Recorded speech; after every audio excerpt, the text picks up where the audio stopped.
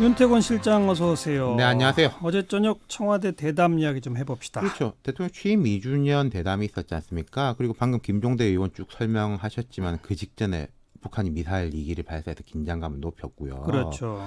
어제 대담이 여러 가지 화제를 남겼는데 일단 포맷. KBS 기자가 1대1 단독 대담 형식으로 대통령 생방송 인터뷰를 했어요. 한 맞아요. 80분. 예. 제 기억으로 우리나라에서 처음인 것 같아요. 모든 대통령들을 통틀어가지고 무슨 예. 말씀이냐면은 예. 청와대 기자단 전체로 한 인터뷰가 조금 보편적 포맷이고 기자회견. 그렇죠. 그다음 생방송 특정 방송사가 주관하는 것은 이제 뭐 국민과의 대화 네. 이런 식으로 좀 뭐 일반 시민 패널들도 나오고 전문가 패널들도 나오고 대통령 여러 사람하고 이야기하는 형식인데 예. 예.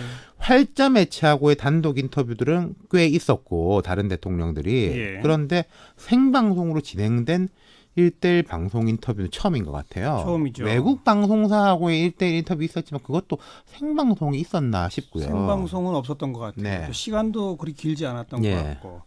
그래서 어제 뭐 1대1이다 보니 긴장감은 좀 있었는데 뭐 형식과 또 질문의 강도 등등에 대해서는 뭐 설왕설래 논란이 그러니까요. 많더라고요. 이건 뭐 장점을 먼저 말씀드리자면은 80분간 이제 밀도 있게 진행이 됐고 뭐 질문에 대한 답변이 미진하면은 추가 질문도 진행되고 뭐 껄끄러운 질문도 있고 뭐 그렇게 됐어요. 예. 그런 부분이 이제 장점이라면은 근데 뭐 태도 논란 이라든지 뭐 말투가 공격적이다 뭐 예. 이런 부분 그리고 예. 자유한국당이 그 이야기했던 뭐 좌파 독재라 불리는 데 대해서 어떻게 생각하느냐 그 예. 부분이 이제 공격적으로 느껴졌다 이런 식의 것들이 이제 오히려 이 부분이 훨씬 화제가 돼 있죠 지금. 예. 이 청와대가 이제 오후에 그 핵심 관계자가 대통령은 전혀 불쾌하지 않았다 더 공격적이어도 좋다고 생각했다 이러는데 지지자들은 좀 다른 것 같고 네. 그래서 모르겠습니다. 이번 처음이니까 양쪽 다 그런 면이 있었는데 뭐 국민 참여 토론, 전문가 토론 혹은 뭐 KBS가 좀 사전 여론조사 같은 걸 통해 가지고 여러 가지 의견들을 이제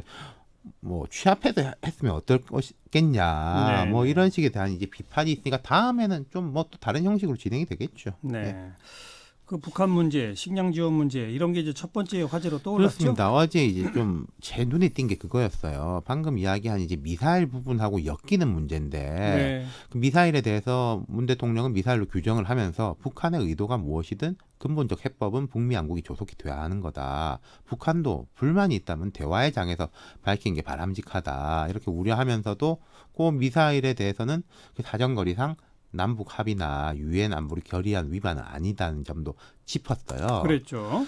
그리고 이제 그 앞에 이제 우리 정부가 그 어제 미사일 발사 직전에 막 그 북한의 대북 식량 지원을 준비하고 있었거든요. 그러니까요. 근데 그 상황에서 미사일 발사된 거지 않습니까? 예. 이렇게 되면은 국민 여론이 좋지 않은 영향을 미치겠지 않냐라는 질문이 나오니까 문 대통령은 한미 간에 합의한 건 발사 이전인데 또다시 발사가 있었기 때문에 이 점에 대해서는 국민 공감과 지지가 필요하다 생각한다. 네. 이렇게 대답을 했고 네. 이 다음이 제가 볼 때 되게 좋은 포인트였는데 여야 정치권 사이에 충분한 논의도 필요하다고 생각한다. 북에 대한 식량 지원에 대해서는 대통령과 여야가 모여 협의하는 것이 바람직하다. 예. 차제 대통령과 여야 회동이 있으면 좋겠다 이렇게 말했어요. 그러니까요. 이게 중요한 포인트였어요. 예. 그러니까 즉 야당에 대한 대통령의 대화 제의죠. 맞습니다. 그러니까요. 이게 위기를 기회로 뭐 전환시키는 이런 걸로 볼 수 있는데, 자, 문 대통령이 그 이전에 트럼프 미 대통령하고 전화 통화해서 대북 식량 지원 논의했고 수용을 이끌어냈어요. 예. 지금 당장 지원 가능한 쌀이 한 30만 톤 된다 이러고 있죠. 그럼 인도적 지원은 뭐 국제 규범, 국내법에 어긋나지도 않고 트럼프 대통령도 동의를 했다. 예. 그럼 어제 2차 발사가 만약에 없었다면요. 일사천리로 이게 지원됐을 가능성이 높아 보여요. 그렇죠. 제가 볼 때는. 그런데 2차 발사가 있으니까 상황이 좀 변했다. 그렇죠. 그러니까 이제 야당과 합의까지는 모르겠지만은 논의와 협의 절차를 안 밟기 힘든 상황이 된 건데 문 대통령 이 상황을 야당에 대한 회동제의로 연결시킨 거 아니겠습니까? 네. 예. 야당들도 반응을 보이고 있죠. 이게 흥미로워요. 그러니까 아침부터 오후까지 약간씩 포인트가 변하고 있는데 하하. 아침에 이제 나경원 원내대표 같은 경우에는 북한의 미사일에 대한 문재인 대통령의 대답은 식량 지원이었다. 공박을 하면서도 여야적 협의체도 뭐 이거 들러리 세우기 여권 합의체 아니냐 이렇게 비난을 했는데 덧붙인 게 하지만 행정부와 입법부가 의견을 나누는 진정한 의미의 여야정 합의체를 요구한다. 이걸 덧붙였거든요. 네네. 이게 이제 속마음일 거라는 거죠. 그러니까 거듭 얘기지만 언제까지 장외투쟁 밖에 머물 수 없잖아요. 그러니까 한국당 입장에서는 계속 복귀 타이밍을 재고 있었는데 한국당 입장에서도 이게 기회라는 겁니다. 제가 아까 오전 오후 조금씩 바뀐다 말씀드렸는데 황교안 대표 발언대도 이렇습니다.